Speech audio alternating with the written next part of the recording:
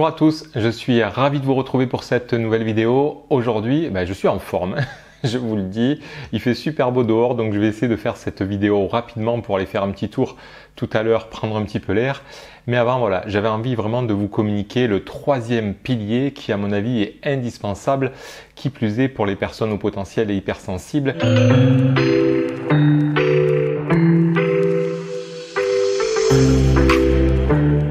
Parce qu'il y a une dimension émotionnelle qui est relativement importante et puis il y a vraiment des choses qui se passent pour vous si vous êtes dans cette dimension-là. Et donc voilà, j'avais envie de vous parler de ce troisième pilier qui est pas forcément très connu en France, qui est pas forcément non plus très développé. Vous voyez, on a quand même une société qui a énormément misé sur quelque part tout ce qui est conceptuel, tout ce qui est psychologie, enfin vous voyez dans les approches, les psychologues, les machins, et c'est très bien. Franchement, je suis pas du tout en train de dire que c'est pas bien. Juste que pour les hauts potentiels, à un moment donné, il faut juste un peu se calmer là. Voilà, il faut juste un petit peu se calmer. Et pour moi, la clé là, ça va être pour vraiment voilà, même avoir un petit peu ce tabouret à 3 pieds, moi je vais vous en faire un 4 pieds, mais pour avoir au moins une bonne base, pour être un peu plus serein dans votre vie et plus épanoui, et puis pour passer aussi davantage à l'action, pour avoir davantage d'énergie, pour moi il est indispensable de développer votre intelligence émotionnelle. Alors clairement, là je vous le dis tout de suite, je ne vais pas pouvoir faire une vidéo complète sur le sujet, il me faudrait certainement des heures, mais je vais au moins essayer de vous mettre un petit peu sur la voie de ce qui pourrait être intéressant pour vous de développer. Parce que l'intelligence émotionnelle, c'est pas quelque chose qui est très connu en France. D'ailleurs, vous pourriez regarder un peu ce qui existe dans les, on va dire, tout ce qui est littéraire, les livres, etc. Il n'y a pas grand-chose, mais c'est en train de se développer. Et puis pour moi, c'est vraiment ce qui m'a permis. Enfin, je dirais pas que c'est un peu ce qui m'a sauvé. Ouais, je vais pouvoir le dire comme ça. C'est un peu ce qui m'a sauvé. Bien sûr que l'estime, ça a été hyper important, ça m'a vraiment permis d'avoir beaucoup plus d'énergie, ça m'a permis d'être beaucoup plus doux avec moi-même, enfin bref, c'est vraiment une révélation et je pense qu'on en a vraiment besoin, c'est juste pas possible si on n'a pas d'estime. Ensuite, je vous ai parlé de développer votre intelligence relationnelle avec tout ce qui était développement d'une meilleure communication avec des outils de CNV ou autres. Encore une fois, vous pouvez me contacter si vous avez besoin de plus d'informations. Et puis là, je vous parle des émotions, parce que de toute façon, si vous êtes hypersensible ou si vous êtes au potentiel, vous avez forcément une dimension émotionnelle très importante. Et ce que j'observe, mais quasiment systématiquement, en tout cas avec les personnes que j'accompagne, et c'est ce que je fais moi-même, mais alors avec une facilité déconcertante, c'est de fuir mes émotions. Voilà, clairement. Là, je crois qu'il faut être très honnête avec ça. C'est que en fonction de sa sensibilité, au plus on est sensible et au plus l'inconfort émotionnel va être un peu difficile à vivre, vous voyez, et souvent, alors là c'est encore plus pour les hauts potentiels, mais vu qu'on adore réfléchir, on adore, vous voyez, tout ce qui est un peu comme ça, cérébral, etc., eh bien on va souvent fuir nos émotions dans de la compréhension, dans des concepts, dans de la psychologie, dans tout ce qui est comme ça, etc., etc. Le problème, c'est qu'une fois que l'émotion désagréable elle a été créée dans votre corps, c'est mort, c'est mort, je vous le dis tout de suite, il va falloir la consommer, il va falloir la digérer et il va falloir être capable quelque part d'y faire face. Alors là, je ne vais pas vous donner encore une fois tous les outils parce que c'est simple, mais c'est presque trop simple même et donc il faut quand même beaucoup d'éléments, surtout pour les hauts potentiels. Les hauts potentiels, si c'est votre cas, vous allez avoir besoin de sens. Vous voyez, d'avoir beaucoup de sens dans votre vie. En principe, les hauts potentiels détestent faire les choses si ça n'a pas de sens. Vous voyez, c'est pour ça que beaucoup de personnes en entreprise ne s'y retrouvent plus, parce que parfois, on nous donne quelque part des directives ou des ordres, entre guillemets, là un petit peu, mais avec lesquels on n'a pas forcément des fois tous les éléments et des fois ça manque de sens et dès que ça manque de sens c'est juste une catastrophe. Donc voilà, les hauts potentiels ont besoin d'énormément de sens et finalement descendre dans ces émotions désagréables, si on n'y met pas du sens, ça n'a juste pas de sens, c'est le cas de le dire.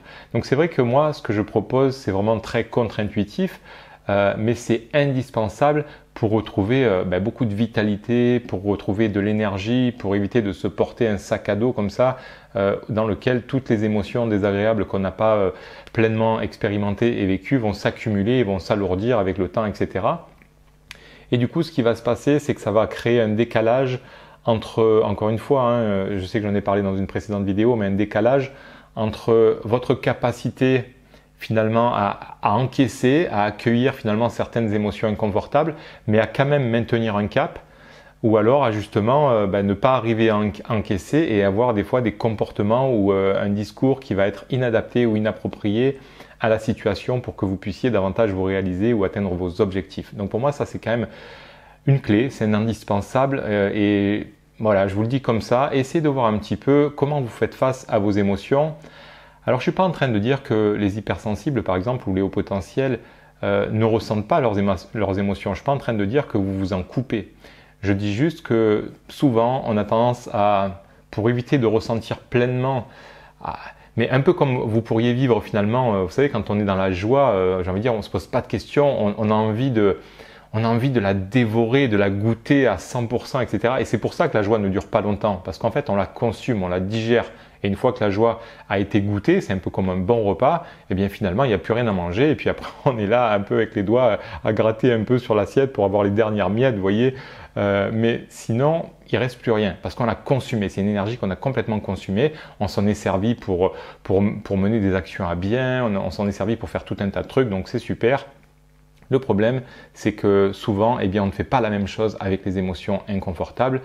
Et encore une fois, hein, ça peut être avec tout un tas de stratégies. Hein. Il y a des personnes, alors pour les hauts potentiels, allez, on y va en plein. C'est vraiment, on intellectualise, on réfléchit, on coupe les cheveux en quatre, on se remet en question, on essaie d'analyser, on essaie de, voilà, on est dans son mental. Ben, en attendant, on n'est pas en train de vivre ces émotions. Je suis désolé, on les subit un peu comme ça par une sensation de fond, mais on n'y fait pas face. Et puis pour beaucoup de personnes, alors là je parle aussi pour les traditionnels en général, hein, mais en principe il y a tout un tas de compensations qui vont, voilà, il y a des personnes qui vont manger leurs émotions dans le frigo, il y a des personnes qui vont embrumer leurs émotions pour éviter de les ressentir trop fort en fumant des cigarettes, qui vont, on va dire, un petit peu distordre un petit peu comme ça leurs émotions pour moins les ressentir en buvant un coup. Il y a des personnes qui vont essayer d'évacuer mais par la force leurs émotions en faisant du sport. Voilà, bon, ça, il y a 100 000 stratégies, j'ai envie de dire, pour éviter de ressentir. Je pense que l'être humain, souvent, cherche à fuir sa profondeur, parce que dans sa profondeur, des fois, il y a des trucs qui s'y trouvent qui sont pas très agréables. Mais pour moi, voilà, si vous avez vraiment... Là, c'est une clé, hein, mais c'est juste une clé. Sans ça, enfin, j'y crois pas. Je crois pas à votre épanouissement. C'est juste pas possible. Et ça, c'est quelque chose. En principe, moi, quand je le déroule comme ça, un peu en séance, en consultation, j'ai rarement vu une personne qui m'a dit oui, ça, c'est vraiment quelque chose que je fais. De toute façon, moi, quand je discute avec une personne, je sais si elle le fait ou pas, tout de suite. Il n'y a pas besoin de. C'est un peu comme une attitude, mais un peu comme le corps d'une personne qui serait musclée. Et si la personne, elle n'a pas besoin de me dire si elle fait du sport ou pas. Vous voyez, voilà, quelque part, le corps parle. Et donc moi, si je parle avec une personne, je sais tout de suite comment elle, quelque part, comment elle est en relation avec ses émotions. Parce que même si des fois c'est difficile, dans les propos, dans la posture, il y a tellement de détails qui permettent de voir un petit peu si on fait face ou pas à ses émotions. Mais bon, pour moi, il y a très très peu de personnes qui le font. Moi, dans ma vie de tous les jours, je m'oblige, mais aujourd'hui, j'ai mis des stratégies pour que ça soit relativement confortable. Et puis, le fait de m'y entraîner comme ça régulièrement avec des émotions assez faciles, mais c'est comme quand on fait du sport, vous voyez, c'est un peu comme une séance de gainage. Si on commence doucement, après, on va être de plus en plus à même de faire des séances relativement longues. Et puis, le jour où il faut un petit peu gainer son corps parce qu'il y a quelque chose qu'il faut vraiment, vous voyez, qui demande cette énergie-là, on est capable de le faire. Le problème pour moi, c'est que les hauts potentiels, en étant beaucoup dans leur mental, comme ça, en étant beaucoup dans la réflexion, deviennent de plus en plus vulnérables. Ils vont être de plus sensibles, de plus en plus affectés par ce qui leur arrive. Et ça, en devenant adulte, c'est presque pire que quand on est enfant, parce que quand on est enfant, on n'a pas le choix, on doit s'adapter. Vous savez, on n'a pas le choix, on passe je sais pas, de la maternelle au CP dans l'école primaire, puis après hop, on bascule en sixième. On n'est pas bien, mais il faut avancer, et puis on n'a pas trop le choix, donc on s'adapte et on trouve un petit peu voilà, tout un tas de choses qui font qu'on se confronte quand même pas mal. Et puis quand on est enfant aussi, on pleure beaucoup plus, on est moins un peu dans cette, vous voyez, dans cette réflexion. Le cerveau se développe beaucoup plus avec le temps. Donc au plus on prend de l'âge quelque part et au plus on est cérébral et au plus on a un rapport des fois un peu difficile avec ses émotions. Donc là, ça crée vraiment un décalage entre ce que j'ai compris, toutes les choses que je peux conscientiser comme ça intellectuellement, et puis ma capacité à faire face. Vous voyez, mais c'est un peu comme dans un combat de boxe. Il y a j'esquive les coups, mais à un moment donné, il faut être capable de les encaisser parce que esquiver, à un moment donné, la vie, elle ne nous épargne pas et forcément, on va s'en prendre une bonne. Donc si on n'est pas capable d'encaisser un petit coup, mais pour moi, ça dénote quand même qu'il y a un problème. Voilà, je crois qu'il y a clairement quelque chose à développer là-dessus. Donc j'espère que cette petite vidéo va vous permettre de, bah oui, de peut-être ne serait-ce sans forcément tout de suite faire le travail d'aller vers vos émotions et de les accepter davantage, mais au moins de voir est-ce que je suis plus dans une dynamique quand quelque chose ne va pas, de tout de suite partir dans ma tête, de réfléchir, de voir comment je peux éviter de ressentir ça, quel est le problème, quelle peut être la solution. Mais moi je vous le dis tout de suite, quand j'ai des difficultés, les 3/4 du temps, alors bien sûr que mon réflexe spontané, je pense que c'est le même que votre, c'est de partir un petit peu dans mes pensées, dans ma tête et de commencer à agiter un peu mes neurones.